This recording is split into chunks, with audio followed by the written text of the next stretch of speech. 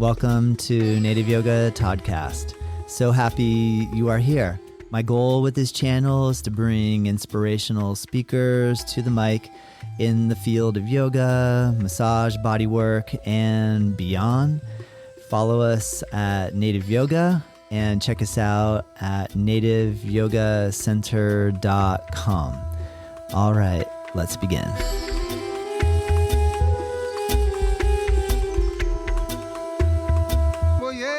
Welcome to Native Yoga Toddcast. My special guest, Julia Geer. Go to her website, thegeershift.com. Her last name is Geer. So you can also follow her on Instagram at thegeershift. She has a course that can help you implement AI in your yoga teaching and professional life. Today we're going to cover topics around yoga, yoga therapeutics, and yoga therapy. And we're also going to talk about some of the distinctions between artificial intelligence and natural intelligence, and how yoga and Ayurveda can help us navigate this incredible world. I hope you enjoy this conversation as much as I do and did. And remember, I have a new course that's totally free. It's called 8 and 8, Learn 8-Limb Yoga in 8 days. And the link for that is in the description. Totally free. Check it out. Give me some feedback. Let me know what you think. All right, let's start. I'm really delighted to have this chance to speak with Julia Geer. And Julia, thank you so much for joining me here on the podcast. And how are you doing today? Thanks for inviting me, Todd. I'm also really excited to be here. I am doing great today. It's Thursday. I have family coming this weekend, and I'm really looking forward to some good quality time over the holidays. Amazing. You know, we niched out what we're going to talk about, and during this conversation, we're going to aim to talk about the distinctions between yoga, yoga therapeutics, and yoga therapy. And then also another one of your specialties that we're going to aim to philosophize about is the intersection between AI and natural intelligence, and how yoga and Ayurveda can help us in this time of massive transformation. Now, on that note, I also want to bring up the fact that I was fortuitous enough to meet you because your parents were visiting here in Florida. Your parents live here in Florida, and you were visiting your parents from the West Coast of America. And I got a chance to meet you in person and find out this incredible history that you have in the world of yoga, in which case you were kind enough to say, I'd love to be on your podcast. And so with that being said, thank you so much for joining me. Can you tell us me and us a little bit about your background in the world of yoga? Yeah, of course. So I took my first yoga class in 1997 now. I was actually rehabbing a shoulder surgery when I was in college as an athlete. And I took a yoga class and I totally got hooked. I found that not only was my body, my actual physical body, stronger and had more resilience than ever before, even though I was training 20 hours a week, in the traditional exercise. But I also noticed that my relationships were healthier, my grades were better. I found it easy to just kind of go about. So I got really curious very early on about what else was happening other than, these practices of postures and a little bit of breathing and a little bit of sitting. And so I kept it as a tool. So immediately I knew it was helping with stress management and just life management in general. And I kept it as a tool for many, many years. And then in 2015, I got serious. 2014, 2015, I got serious about the teacher role and deepening my own practice and knowledge, and becoming a certified teacher. And that led me all the way through to becoming a certified yoga therapist through the IAYT, and a Ayurvedic health counselor as well. I never knew what Ayurveda was until about 15 years ago, and it just blew my mind. And then additionally, I have also been trained by Jack Kornfield and Brach in their mindfulness meditation teacher certification program.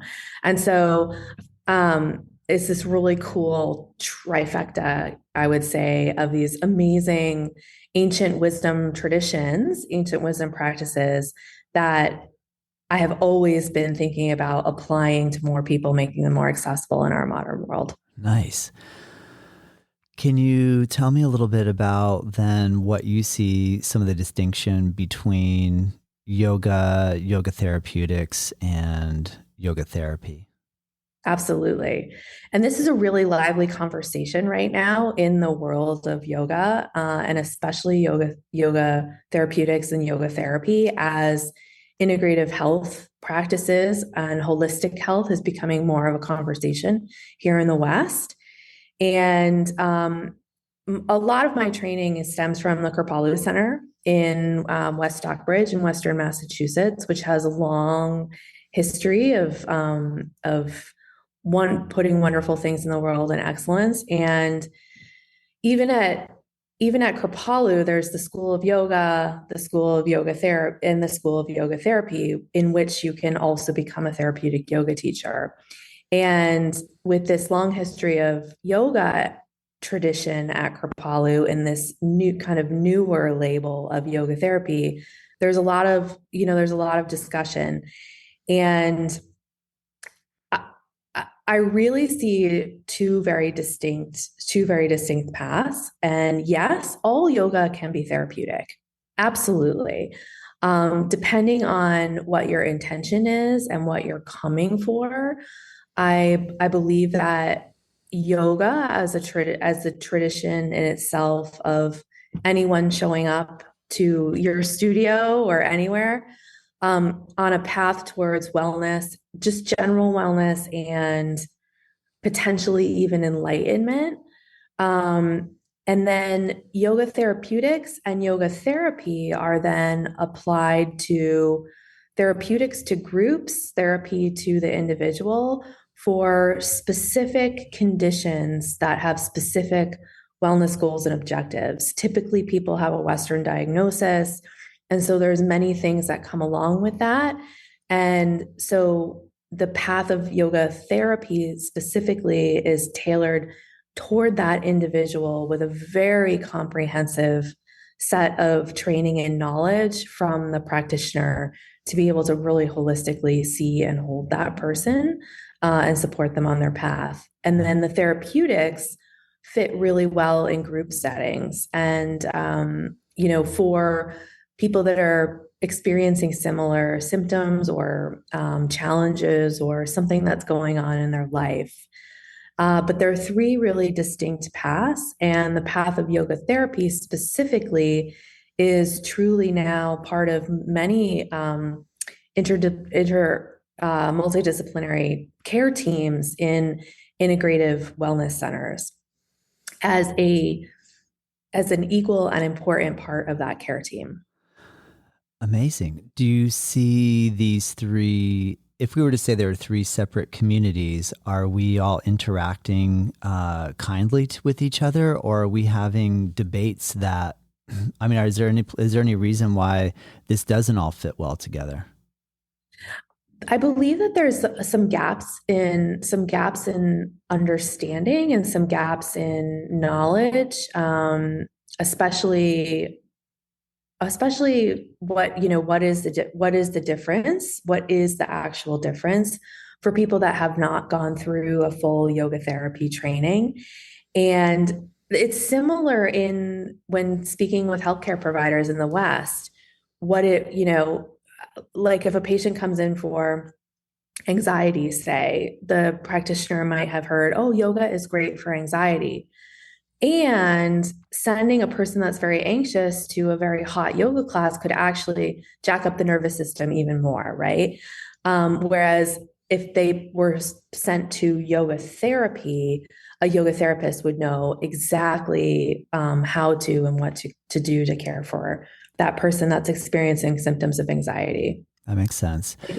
I think that's a good example. And so having conversations like this, where, we can continue to open this conversation, I believe is very, very important, because there's room for everybody, and there's room for all of us, and there's room for all of us to work together. And it doesn't need to be one without the other. It can be both at the same time. Yeah. Good point. Like maybe you go to just the hot yoga studio, but then there's another studio that's just a yoga therapy center. Do we see many hot yoga studios that also offer yoga therapy, or do you still see that it's very separated? It's specifically when we're talking about hot yoga, I think Yeah, yeah. there's Like we're not trying to a be ton of diplomatic. We're that trying to be therapy. diplomatic. Yeah. Because Um, isn't there a little bit in the hot yoga world where it's kind of like just do the hot yoga class and it'll fix everything. And you're saying that like maybe with yoga therapy there's a little more. I mean, I guess maybe there's a distinction between if I do a 200-hour yoga teacher training and then I'm like, cool, I'm a yoga teacher and I got everything I need to know. I'm going to go. Boom. But as a yoga therapist, you've done a lot more training. Isn't it somewhere between 500 to 1,000 hours? it's yeah, so it's 800 hours to 1,000 hours. And in some cases, there are two university programs where it's a full 2-year master's degree. Wow. So That's yeah, cool. so Yep. that's not mainstreamed yet, but Hmm. that gives people a really good idea of you truly went to get a master's in this as you would in other, in other subjects and other industries. Yeah. Whereas the 200 hour is sort of like the associate's degree, like Yes. the Yeah. associate's degree. It gets you started, it gets you with a foundational knowledge, but there is so much more to learn. When you completed your 200-hour training, did you launch into teaching at that point, or did you just decide at that point, I would like to continue my education because I feel like I need to know more to be effective enough as a teacher? How did that play out for you? I did do some training, or I did do some teaching, um, general public type of teaching, and I knew my path was in the therapeutic and yoga therapy aspect of things. And even when I knew that, I didn't really know the full scope of what I was headed towards, just that something was really guiding me in that direction and it was very strong and I couldn't ignore not listening to it. And it was and continues to be an amazing body of work, body of knowledge, and ability to offer services like this into the world. Nice. You said you love Ayurveda, and that was a game changer when you started to become aware of it and learn about it. Can you give me an example of a way that Ayurveda has improved your own life?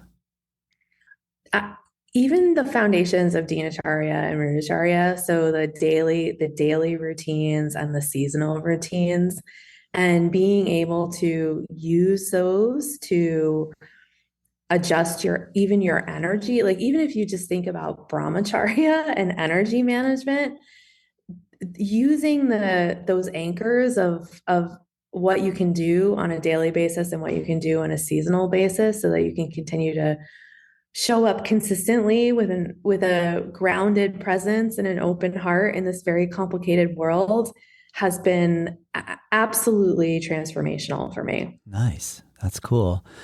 Can Yeah. you give me an example of a application of yoga therapy that you've been able to apply to a student and or client? Absolutely. One of my favorites is that I have a client with COPD, who is in their 80s and has had really been struggling. And about a year ago, heard about yoga therapy and started doing weekly, just 30-minute sessions. So not even a really long time, but 30-minute sessions. And at the time was really struggling to walk and do any real activities of daily living outside the basics of eating, etc. And at the time had to accept that golf was probably no longer in the picture, which was a lifelong passion that sparked a lot of joy. And we started doing these 30-minute weekly yoga therapy sessions. And not only did things improve, he went to a regular 3-month checkup, and his tests were the best they had ever been in 5 years. And the only thing that he could point to that had changed was that he had started yoga therapy. And his healthcare provider was absolutely amazed. But nothing else had changed Wow. except starting yoga therapy. And in those sessions, it's really focused on breathing, some 6 rotations of the spine, joint mobility, some really simple practices that have had very, very powerful results. And this summer, this client started swimming in the pool. And we Wow. even talked about, the linking breath to movement as a very important part for the nervous system. And so doing the elementary backstroke, inhaling up and out, and then exhaling down, inhaling up and out, exhaling down. And that has sparked also so much joy. And so it's one of my favorite stories because these very simple practices can be so powerful and so meaningful in somebody's day to day. Yeah, great point. That's cool. Yeah. And when you have a client that has a condition like COPD with other health related complications, the training involved to really be able to appropriately know what the contraindications are, how to keep that client safe, uh, what kinds of practices are going to be effective for that client are, a whole treasure chest of information and training to be confident both as a practitioner and also to allow that client to have trust in ability in what it is that you're offering. What kind of shift have you noticed in the relationship that you have with people in the medical field now that you are a certified yoga therapist? Have you noticed a increase of respect for the work that you do? Have you noticed well, I doubt there'd be a decrease, but what type of rapport and or feedback are you receiving in your connection to working with people and attempting to be in line with the current medical field? Yeah, absolutely. So first of all, being able to partner with healthcare providers and educating them about the amount of training and the vigorousness of the training that goes into becoming a yoga therapist. And the Western language really understands also things like, bachelor degrees and master's degrees, that type of thing. And so being able to use that language and then also pointing to the research. The research of yoga therapy continues to be more and more robust.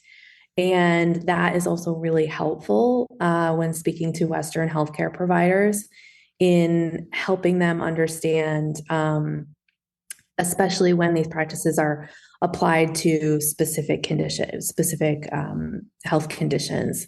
And then the certification from an accrediting body is also, and now there's a board test. I became a yoga therapist before the board exam became something, but now there's a board exam as well. And just having that dialogue and that conversation with healthcare providers really piques the interest and really gives them the confidence that the training and the care to make sure that this is a good complement to what it is that they're providing in their own scope of practice and how that can benefit the patients that they have. Nice. Have you been able to set up any sort of referral relationship with any medical professionals, in which case they're actually referring their clients to you? Yes. Yes. And a combination of mental health care providers and also yoga and specifically yoga therapy has been shown as also a wonderful non-pharmacological approach to chronic pain management. And that is also an extremely needed and robust opportunity for anyone. And sometimes the chronic pain clinic is with mental health care providers, and sometimes they're specific pain clinics, depending on the healthcare delivery system. And then there's also, some other areas of great interest and great opportunities specifically for yoga therapy that I've seen either people that are mentored or other students that have gone through a program is yoga therapy applied to oncology patients, yoga therapy applied to neurodegenerative diseases like Alzheimer's and their caregivers as well, and then cardiovascular diseases.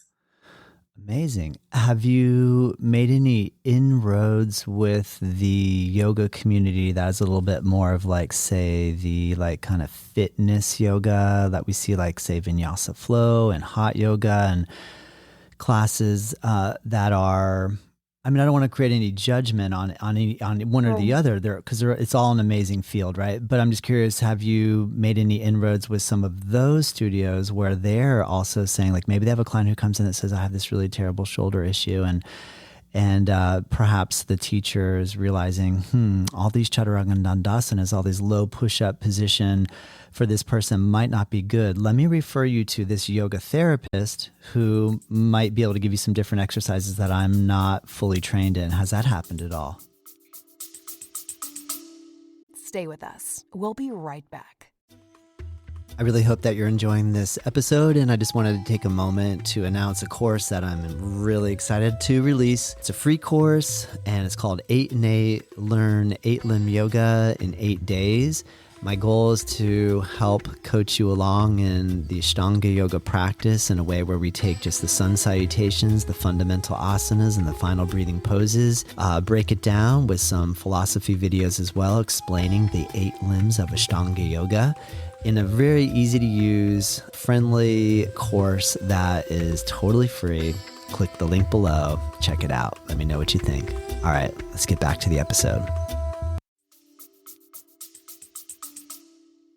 It has. It's not my specific area of focus, but there are many, many yoga therapists that exactly that. And typically it starts out with a yoga therapy, or sorry, a yoga student that has come up with an injury, whether it's hip, knee, shoulder. Those are the big ones. Those are the big ones in the yoga world: hip, knees, shoulders. Yeah. Sometimes some wrists, or they're aging a little bit, and they're noticing that their practice is not what it was 10 years ago or 15 years ago. And how do you keep yourself safe and in a yoga class? And what does that look like in the body that you're in now? And those are typically the doors that open. Another door that opens is many yoga studio owners that are burned out or overwhelmed. They will open themselves up to exploring yoga therapy. What is the yoga therapy, and how can I benefit from that in order for my own wellness? And it's not happening, in the classes. And that those are doors that are opening. There is a big question about, well, what's the difference between a very well-trained private yoga instructor and a yoga therapist? And one of them is the process of intake, because both of them are personalized practices, right? But the yoga therapy there's a process of intake, and there's very specific wellness and goals and objectives that are set, not only for the first session, but over several sessions. And so you really are working towards something that is specific to health, and it doesn't necessarily need to be physical either. We have the five koshas, and maybe something's going on in the Manomaya kosha, or maybe something's going on in the Pranamaya kosha. It doesn't necessarily need to be the Annamaya kosha to come to yoga therapy. On that note, just in case somebody listening has never heard the koshas, can you name the 5 koshas in Sanskrit and then give the English equivalent? Absolutely. So the Annamaya kosha so there's 5 layers of being as defined by the yoga philosophy. The Annamaya Kosha is the physical body. The Pranamaya Kosha is the breath and energy body. The Manomaya Kosha is the emotional body. Vyanamaya Kosha is the thoughts and beliefs. So in like the mindfulness world, it's more of like, what's the chitta vrittis, or what are the beliefs, what's the default network doing? And then Anandamaya Kosha, which is your interconnectedness with others, both other beings and other things in the world. Great. I like your short, concise, and to the point definition. Wonderful. Can you give me an idea of like how on that intake process? And so if you're keeping these 5 koshas in mind, for example, with the Annamaya, the food body, maybe we would like take a couple questions about like what their diet consists of currently. And then in terms of say like then covering that spectrum, is there a protocol for trying to identify aspects of each of those 5 elements or koshas? There's a framework. And there's specifically because it's personalized to individual, 95% of the time, unless you're in a class, there's a framework, but not a specific protocol, if that makes sense. And this has been a wonderful way to work within a framework. And yes, there's a series of questions during the intake, both assessment and also a conversation.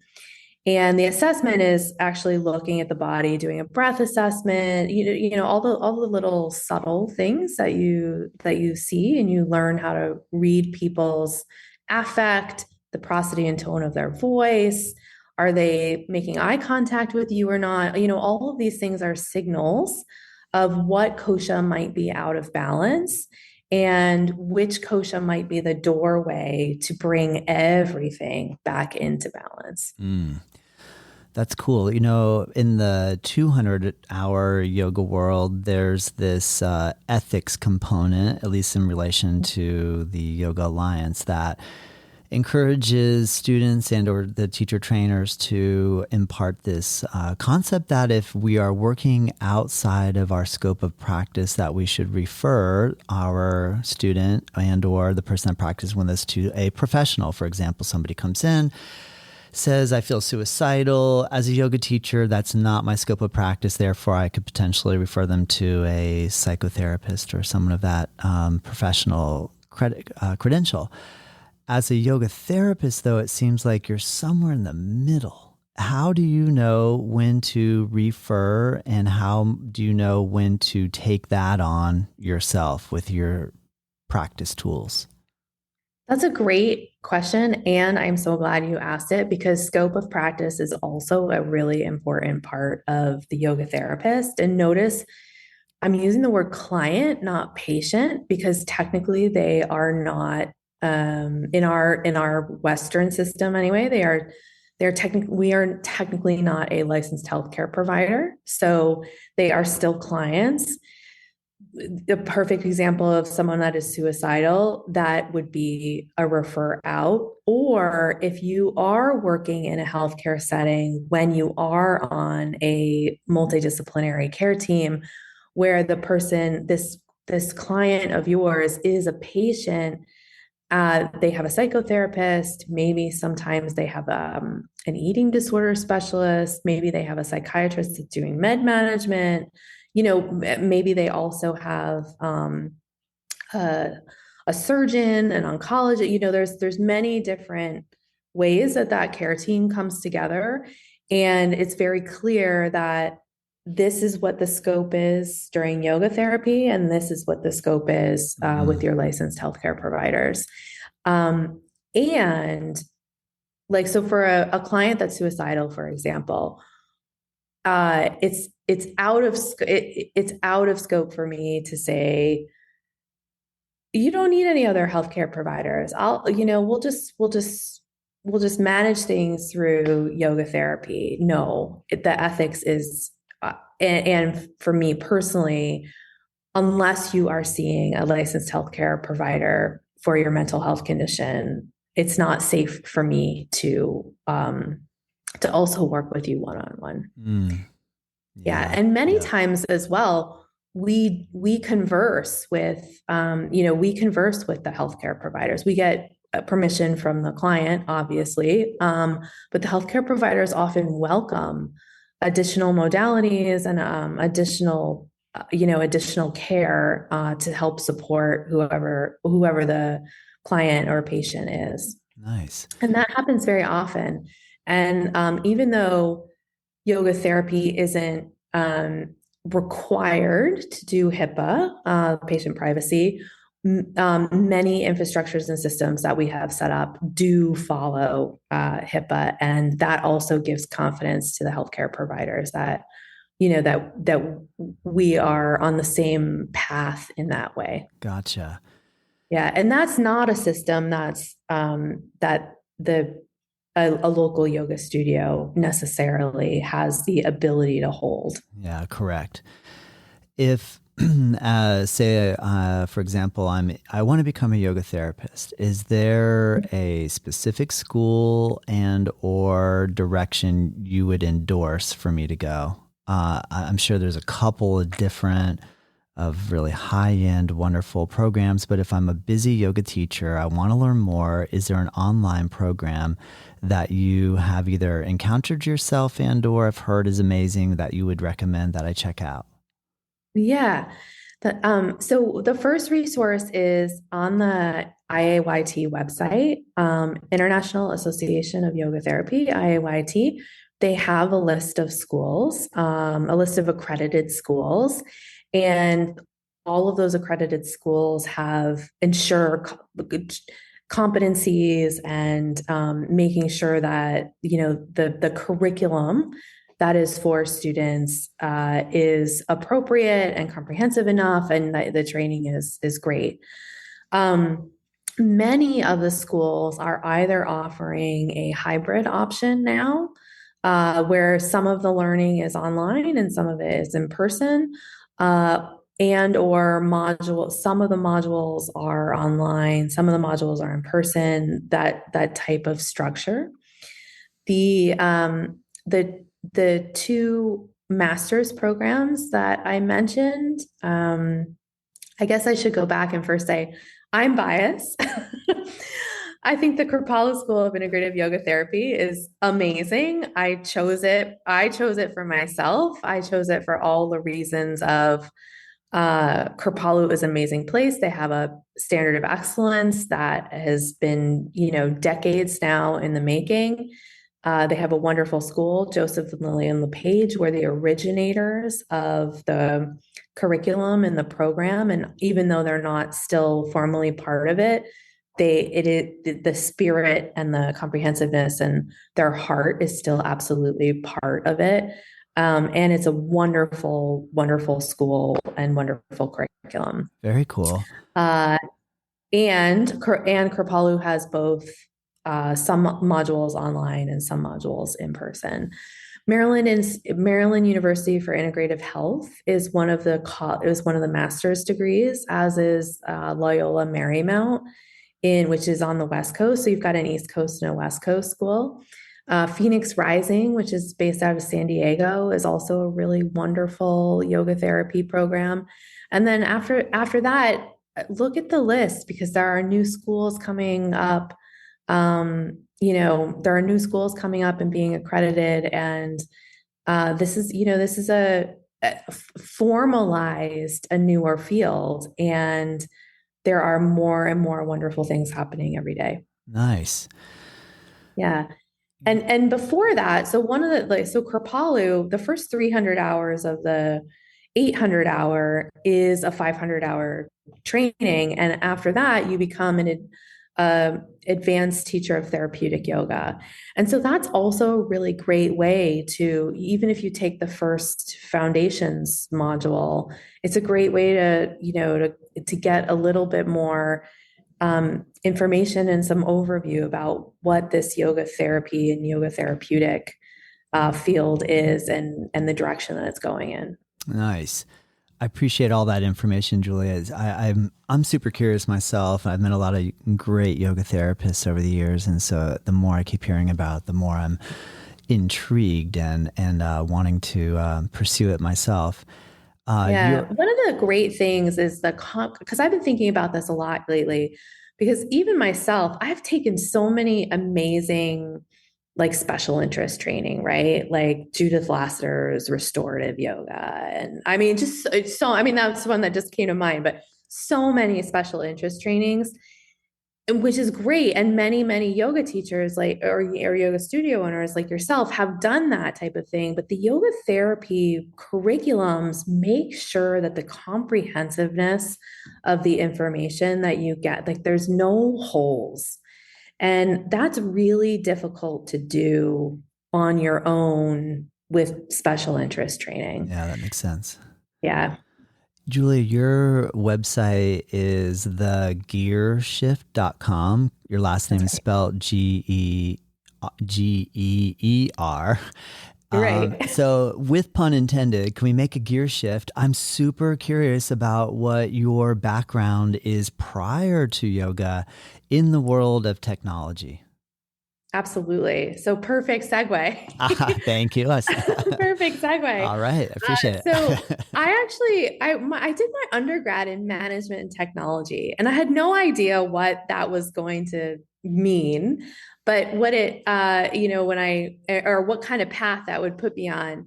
But I've always sort of had this, this wisdom tradition world and this tech world all the way through my adult life, at least. And so in my tech world, the first 18 years were all in healthcare.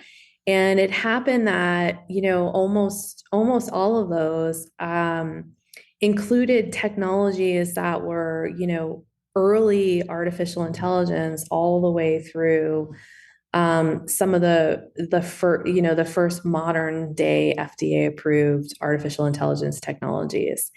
And my roles were always commercial. So even though I was in those arenas, I was the non-tech, I was the non-technical, I was the technical commercial person. And the funny part was I was the non-technical person on the team. Understood. Always working with computer scientists, engineers, data scientists, et cetera. But I was really making sure that these technologies got adopted and that the layperson could understand what it is that they did, what they meant, and what the benefits were. Wow. So on that note, you're fluent in watching the evolution of artificial intelligence. From our previous conversation prior to the podcast, you had made mention that you were seeing how AI was going to come into where it is now before most people were wanting to acknowledge that that was true. Can you talk a little bit about what type of, I don't want to say warnings, maybe the better word is what type of advice you were giving some of these folks that were like, maybe in the healthcare world that were like, AI, come on, we're not going to be having computers and robots do what I do. I'm a human. Can you tell me like what that seemed like from your perspective?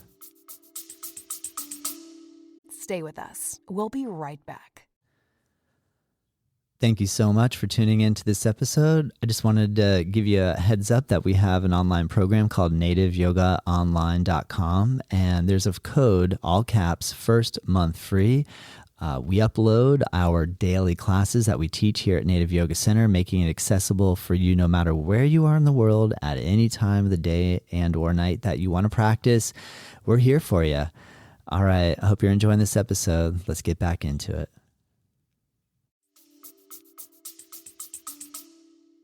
Absolutely. And such a good question. And the fears in healthcare were and are very similar to some of the fears that we're now seeing as generative artificial intelligence even is available at scale for the everyday consumer now. So, we're all humans using we're all humans using all of these technologies. The healthcare applications were very specific, obviously, but the first thing was especially that when there were technologies that had static algorithms, where there was one algorithm, it did a specific job, it did things like assist in sensitivity and specificity for diagnosing cancer, for example. It automated some repetitive tasks, those types of, that allowed healthcare providers to be a little bit more efficient, those types of things. Those were all sort of the early artificial intelligence, and those are pretty straightforward, right? Like it's an automator that doesn't change. And then when our artificial intelligence got mature enough that it could start to continuously learn, and that's when a lot of questions really started to come up. First of all, there was infrastructure in place and economies of scale that made it cost effective to be able to use some of this technology, first in the healthcare setting and now for everyone. And it was then of how do I trust what it's doing when it's continuously learning? I want to know what kind of data it's been trained on, and I want to really understand how it's going to influence my decision making as a clinician. And even so, it's still an assistant. It still has not and will not for a long time actually take over. But if you think about some artificial intelligence, like robotics and those types of technologies, like those have been coming up for decades now in the healthcare world. And I will say that, one of the early AI conferences in healthcare, this was when the machine learning, deep learning technologies were first coming out. So we're going back to 2016, 2015, 2016. One of the leaders of one of the famous hospitals, he said, look, don't be concerned about, by the time you need to be concerned about AI taking over your job as a very highly trained, highly skilled healthcare professional, you need to be worried about what AI is doing in your life. But what is going to happen is that if you don't adopt this technology, the healthcare provider that does is going to be that much more efficient than you are. And you will then become irrelevant as a healthcare provider. And I know even that is controversial to say, especially in a world where doctor visits are very short now, and like there's not, like, where does the humanity still come into play in some of these things? And at the same time, there's a huge access problem, or challenge with not enough healthcare providers for the number of patients that we have. And some of these technologies can really support making the system more efficient so that more people can get care. And that's really important. The other thing that it can really do is, because it can process many disparate sources of data that are complex and impact decision making, it can be better than a human at being able to do that. And that is just a fact. In some of the professions in medicine is like up to a 30% error rate.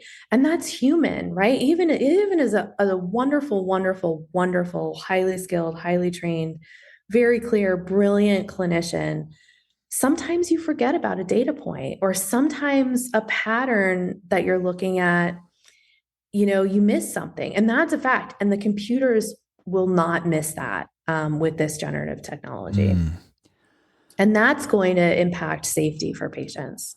which is really exciting. That's so fascinating. I'm curious. So like I remember the first time I was speaking with somebody that was interacting with a hospital locally, where he started talking about the way AI was being implemented. And this is about, I guess you're probably right, like 2016-ish. And my first thought was like what you said, oh no, the humanity, what's going to happen? And then, but like you said, the ability to compile information and come out with a conclusion and or a statement based off so many different variables that it actually was more efficient than a human. So the first time I heard that, I was like, no way. Like I couldn't even believe it. But now it's pretty obvious that's quite true.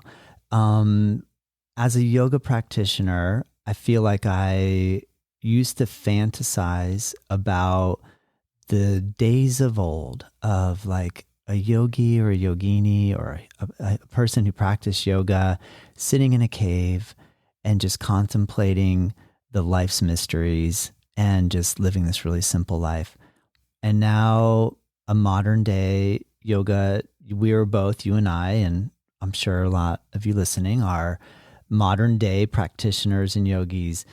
We obviously need to want to, or I'm thinking you're thinking we probably want to implement AI as a yoga teacher and a yoga professional, but are we losing yoga in the process, or how can AI help us gain better yoga? I don't even know if that makes sense. Did that make sense? That does make sense. And I love that you threw this question out. And it's something that I've been thinking about for a long, and almost for a really long time, because I've had these two parallel paths for so long. And the society that we live in today has technology. We are in relationship with technology in some way. And we have control of what that relationship looks like. I mean, we really do. We have control over the knowledge of how these systems and these technologies are working. We have control over, as adults at least, of how we're going to interact with that technology. And defining that relationship is really important. The other thing that's really important, where yoga and Ayurveda and mindfulness can really help us, is make sure that the stimulus is balanced between artificial intelligence and natural intelligence. And what's like, if you think about how could artificial intelligence create space in my day so that I can sit and meditate, so that I have an extra 15, 20 minutes to meditate, or so that I have an extra 30 minutes or an hour to go for a walk in nature, so that I can fill myself up with the natural stimulus that helps my body stay in homeostasis. Those are types of things that are really exciting. The other ways that I really feel that yoga and Ayurveda can really support is that I see that critical thinking, creativity, and discernment are going to continue to be very, very, very important skills as humans as we are interacting with all of these technologies. Critical thinking in the way that you interact and prompt and be in relationship. Having those critical thinking skills are really important. In order to be good at critical thinking, you need to have a clear head, you need to have a sound mind and body. The creativity, we have so much amazing research now about how these practices can open up our synapses for creativity. And the way you do that is not actually at the computer, but either in nature, inspiring awe, doing practices like creative vinyasa flows, etc., that really kind of get those those juices going. And then you sit down and you have better ideas to work with artificial intelligence on. And then the last is discernment. And for your Samkhya philosophy lovers that are a part of your listeners, like the concept of buddhi and that discernment and that really important connection to self, to take what the artificial intelligence suggests or is telling you and have the discernment to say yes, no, that or that doesn't fit for me, or the way that was written is not aligned with how I feel, and be able to trust that and be clear about that, and be connected to your intuition and your natural intelligence. Those are going to be very, very, very important skills as artificial intelligence technologies continue to be more and more a part of our lives. Oh, that brings up so many thoughts and ideas. I mean, it sounds like everything you laid out just now is along the lines of artificial intelligence is an amazingly powerful tool that also could cause a lot of confusion and maybe overrun our life in some way, shape, or form. And that yoga would serve as some way to stay clear amongst this very challenging to know what's real and what's not. I guess it opens up a lot of questions along the line of like, so I see that as like yoga then would serve as a balancing tool to be able to handle the artificial side of things. Do you see any place or time where artificial intelligence will intersect with the yoga beyond content creation? Because like right now, so like on YouTube, when I go to publish this video for the podcast, YouTube has added a new button that says, did you use artificial intelligence in the creation of the content via like, is the imagery that the person watching, is it fake? Is it like made up? Is it like, and it's getting so good. I have a hard time really even picking apart what's actually a real image that someone took with a photo versus like something that I talked into and said, create a mountain with a girl standing in front of it with a flower in her hair. Like it's so hard sometimes to see that. So I get it why the social media companies are saying here, let people know that some sort of artificial has been used and this is not all just natural. But then at the same time, I'm like, where do we draw that line? Because I'm using Zoom, which kind of is integrated with artificial intelligence. I'm using platforms that help me to compile the information from my blog post, which is a form of an artificial intelligence. I mean, I am using a lot of artificial intelligence just in the creation of this episode. So it's like, I'm often wondering when do I check that box and when do I don't? Like, because it's getting so intermeshed in all of the work that I do. So I'm just wondering, out of everything I just said, what popped into your head? Two things popped into my head. The first is, again, what are your intentions? What are your own morals and ethics and values? And being very clear about those in order to make these decisions. And admittedly, on this topic, the laws have not caught up with the technology right now. And that's a fact. The laws have not caught up. Are we going to see a change in that ratio? Do you think the laws could catch up, or is our AI so much more powerful and faster than humans that we could even create the laws to catch up? I know that there's a lot of attention and a lot of discussion about this, and there are some really wonderful conversations going on. How fast it will happen, we don't know. And in that, in that gap between when there are things in place for and now, that's also why it's really important for you as a human to be situated in yourself, to be grounded in what's okay with you, and what privacy settings are you putting on your usage, and your honesty about, yes, this was created by AI. And so the question about so then the question about AI is a spectrum of like, when do I do it? When do I not? First of all, you listen to your intuition about when it's right and when it's not. Another guideline is, did AI create this without any interaction with me at all? Yeah, like And this if it conversation. did, the Yeah. answer is absolutely yes. Yes. All of the things that you said, though, like, yes, even in this podcast, AI is creating things in the background. It's maybe like your personal assistant and giving you some key ideas of this might help or that might help. But at the end of the day, you're still the editor. You're the person that has the final say. Yeah. And when that's the case, then you are still an active participant in the process of whatever it is that you're creating. Yeah.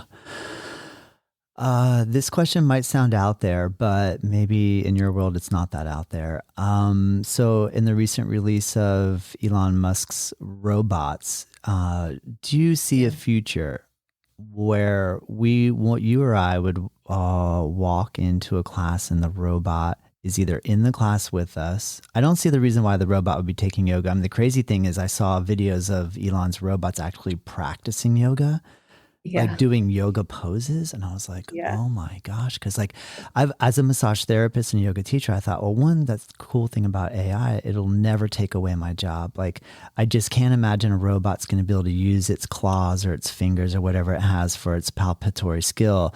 It's going to replace a human's palpatory skill. But then the more we go down this track, I'm starting to go, oh, maybe I was wrong. Like maybe one day I'll be walking, or I might actually have a robot. This is totally crazy. I would never do this, but I'll have a robot standing in front of the room and saying, welcome, Julia, to the class today, with my voice sounding just like me and going, okay, let's begin. Let's begin with the Surya Namaskara A. Raise your arms above your head and exhale. I mean, is that totally sci-fi, or do you think it's going to get integrated into our lives where it's going to become that interesting? Where I believe the robots will be really helpful is places where there are shortages, either shortages of humans to be able to carry out tasks, and or places where it's really unsafe for humans to be. In specific to a yoga class, as a human, would you want to go to a yoga class by a robot? No. So, like I don't I'm too I don't sci-fi. foresee the uptake of robot-led yoga classes being because because if you think about a robot as like a virtual stand-in, right? Like a replacement for a human. Part of what you love about, even I would say, even probably the teachers on your roster, people go to different, people love different teachers for that unspeakable thing, that is not going to go away. Like we're still biological, humans that are looking for stimulus from other biological humans. I'm terrified about virtual companions. I'm terrified about this. There are robots being made to be virtual companions. And I mean, but this has been in development for at least a decade, if not two. And that's terrifying. And it may help with some of the, of the epidemic of loneliness in situations where people are isolated and they don't have any other options. And so it's really a balance of what is the purpose, and what is the gap. But I'm pro-human, even though I love technology and I think it can really enable us in amazing ways. I am also absolutely pro-human and hope that also the yoga teacher doesn't get replaced by a robot. Agreed. I'm super optimistic as well that we will, like what you're stating or postulating, that we'll maintain control over it and it'll just help us. I do think, like in terms of, say, like memory care in adult and in aging and in assisted living facilities, that if there aren't enough people to help, that there will be like some great things could come out of this in relation to, like you said, medical care. It's going to be amazing to watch. So then are you, as a yoga teacher and as a yoga therapist, what AI tools are you using?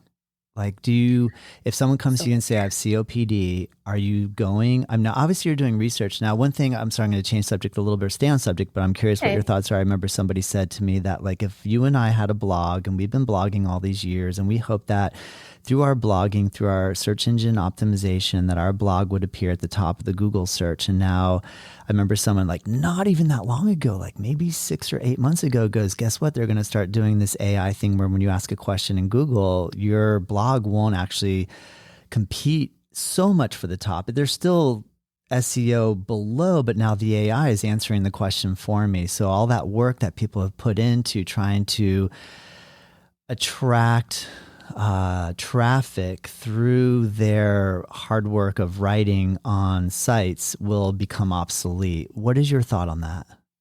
That shift is definitely occurring. It's already happened, right? Isn't that amazing? I know. And that happened so fast. The concept of search engine is definitely evolving with AI. And for instance, Google. So, Google is a perfect example of, they have their own learning language model and they have a search engine, and OpenAI just announced a search engine as well. And these things are going to come together. And if you've noticed, because I'm still absolutely Google searching and then asking, the language model things. And it is the difference in the answers that you get is really unbelievable.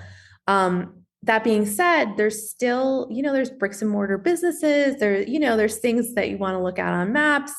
Those types of things. The presentation of the information is going to definitely shift.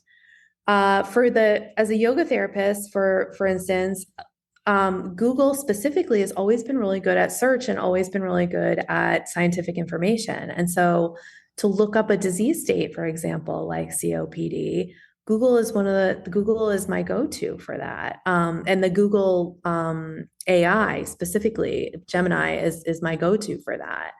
I use other language models for other different things. I have many technologies like Zoom, like Calendly, that automate repetitive tasks. I also have one for like things like business expenses and accounting and stuff like that aren't only automating tasks now, but also generating insights into like financial management planning and that kind of thing.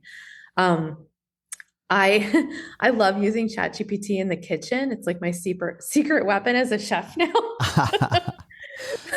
For recipes and or for ideas. I've got these 5 ingredients. Give me 4 or 5 ideas, or like, and this is an example I've used before for, if you're trying to do a vata pacifying diet, for example, and I have these 3 choices of foods, what would be, what would be supportive? And if you've set up a custom GPT that is an Ayurveda expert, for example, you can ask it and it will help you, in those times, which is really cool. Yeah.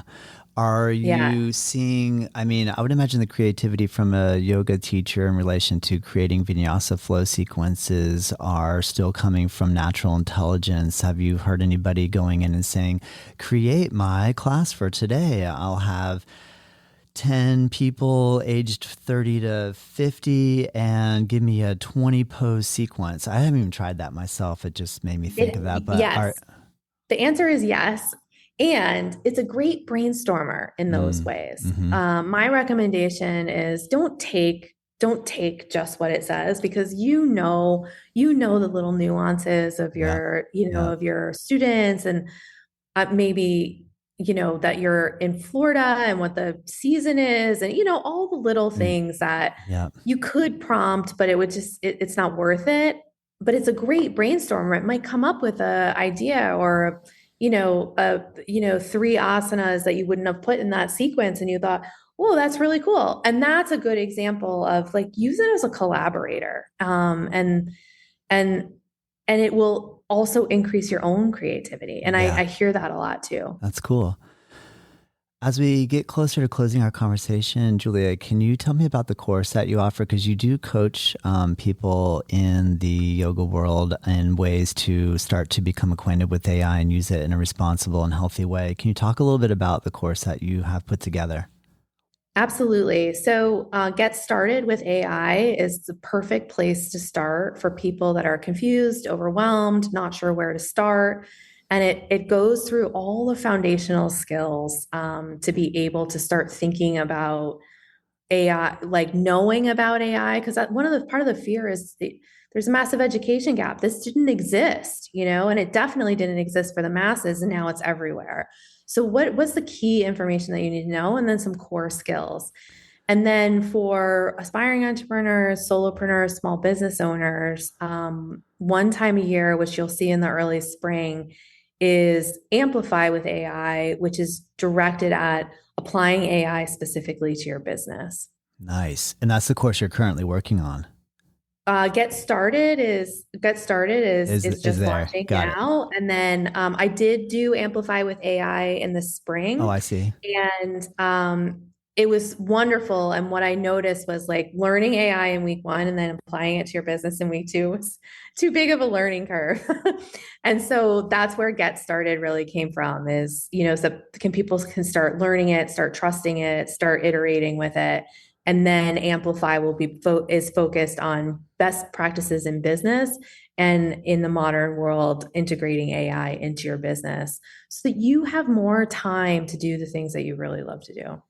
Amazing, Julia. I love how you've been able to bring two what seem disparate career paths into harmony. And that's really amazing. I love that skill that we have as humans to like kind of take what we've learned and grow and do something different and then bring them together. And you've done an amazing job of that. I really appreciate your intellect and everything that you bring to the table here. Thank you so much. And I'm super passionate about it because it can be an enabler, and like conscious entrepreneurs are doing such amazing, wonderful things in the world. And this can really enable and amplify all those wonderful things that they're doing. I agree. I have to admit, I'm loving using all these tools with this show, to be honest. So, Julie, is there a closing statement? Do you have or an opening statement? An opening, as we close the door, do you need to open something else, open our minds to something else before we go? Learn to live in a world with AI, and it is possible to keep your humanity in the process. I love it. Thank you so much, Julia. I really appreciate it. Thank you for having me. Thank you. Yeah, thank you for having me. I hope next time you're in Florida visiting your folks, I'll get a chance to see you again. It's now a must do. Thank you.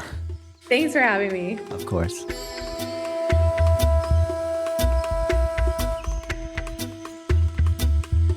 Native Yoga Toddcast is produced by myself. The theme music is dreamed up by Bryce Allen. If you like this show, let me know. If there's room for improvement, I want to hear that too. We are curious to know what you think and what you want more of, what I could improve. And if you have ideas for future guests or topics, please send us your thoughts to info@Native Yoga Center. You can find us at nativeyogacenter.com. And hey, if you did like this episode, share it with your friends, rate it and review, and join us next time.